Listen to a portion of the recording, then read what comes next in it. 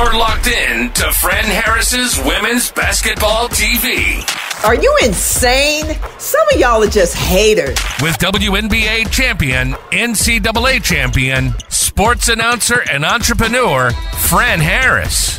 So buckle up, Buttercup. Here's the show.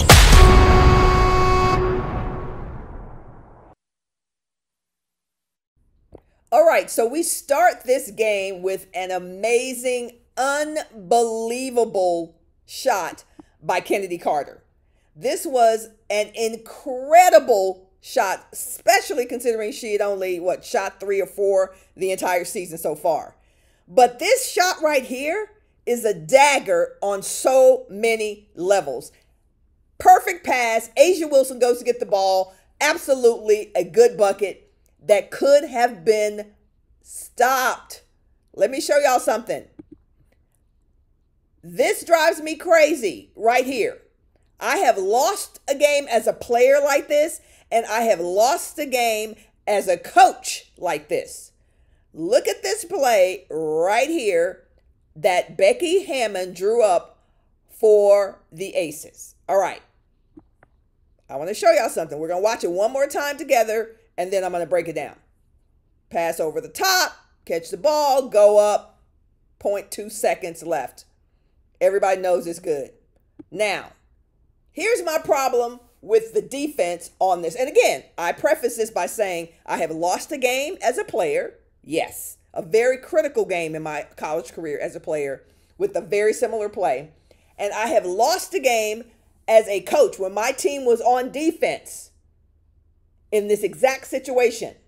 And here's what I said to my 14-year-old girls, 14, 15, 16, whatever they were. I said, there is only one play that this team can make. There's only one play. They have to throw it over the top of the defense and go right up. That's it. So what we're not going to do is we're not going to put somebody on the ball. And when the ball goes up, when the ball goes in the air, go get the basketball. Go knock it out, go catch it, go intercept it, do whatever you want. Because when the ball is in the air, it's anybody's basketball. And I have been preaching that all year, all summer long to my club team.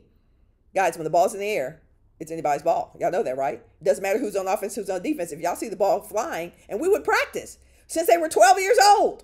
We're practicing. Okay, when the ball's traveling through the air, it's anybody's ball. Don't run to the person, because when the ball's in the air, it's as much your ball as it is their ball. Go get the basketball. Go slam it out of bounds. Go intercept, whatever you have to do, but stop running to the person and waiting for the ball to get there. So we're on defense. The ball's in the air. Everybody, and this is across all leagues. This is NBA players, WNBA players, club players, college players. Everybody does this, y'all. And it drives me nuts. It is rare that you will see on a play like we just saw the Sky get beaten on. It is rare that someone will go and get the basketball. The ball flies through the air. Everybody in the stadium, everybody in the arena watches it. The players on the floor watch it. Go get the freaking ball. Go knock it out. Why are you waiting for the player to receive the ball and go up and beat you when the ball is anybody's ball? Oh my gosh, as y'all can tell, I have a little post-traumatic syndrome, postpartum, whatever it's called, post-traumatic syndrome disorder. I mean, seriously, when I saw this play with the Sky and the Aces, I'm like, they're going to put somebody on the ball. That's not bothering the inbounder. Trust me. I already told you, I've been on both sides of this. I've been on the winning side from an offensive standpoint, but I've been on the losing side as a coach and as a player for that exact play. And everybody always plays it the same way. The inbounder is unbothered by those waving hands, because remember, all they're trying to do is just throw it in the general vicinity of the person near the basket. Everybody talking, oh, that was a fantastic there's a fantastic screen by Kelsey Plum. It was blah, blah, blah. Yeah, and still, y'all, it was anybody's ball. Watch it. Watch it 310 times. You will see what I just described. Chicago lost that because nobody went to get the basketball. Chicago lost that because they thought they were on defense. You're not on defense when the ball's in the air. You need to become very offensive minded. You need to become very hustle minded, not passive. You need to be aggressive. You need to aggressively go and get the basketball. It was anybody's ball. And Chicago played it like they had to let whomever catch the basketball. And then as you can see, when A'ja received the ball, then the point guard, can't think of her name right now with the one ponytail, she tried to swipe down, the stripper. Okay, that's a good play, but it's very reactive. When you didn't even have to let A'ja catch the ball. You didn't even have to let her catch it. Think about that. You could have gone to get the basket. Okay, you know what? I'm still having postpartum. Okay. But I just want to say that. Okay, let's move on. Let's move on to, this is a hodgepodge of what's happening in the WNBA the last few days. Let's move on to Minnesota and Indiana. Caitlin Clark and the Fever coming off of a great game, where she had amazing assists and all that great stuff. But you're playing a team that is contending for is going to contend for the WNBA championship. Without a doubt, unless something drastic happens, Minnesota will likely be one of the last four standing. Minnesota, Vegas, Connecticut, and what's my last one? New York. That's my guess for the last four. So I'm watching Indiana play Minnesota the other day, and it was like chess and checkers. When things are going extremely well for the Indiana Fever, they are a team to be reckoned with. They're playing well. Everybody can agree on that. Caitlin's turned the corner from rookie first part of the season. She's playing better with her team. Her team is playing well. They're understanding each other. The chemistry is better. But when it comes down to it, pound for pound, player for player, and candidly, coach for coach, Minnesota is better. Right? Cheryl Reeves, say what you want to say about who she is as a person, what decisions you don't like that she made. She is an excellent coach. She's an excellent coach on defense. She's an excellent coach on offense.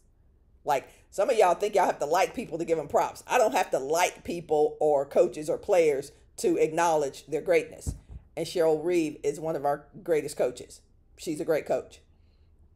So Indiana still got some ways to go. I think what Indiana is missing is like a couple of players. If you look at the teams who contend for championships, they typically have 8 to 9 solid players, maybe 4 really amazing players, and then 4 more who are just solid.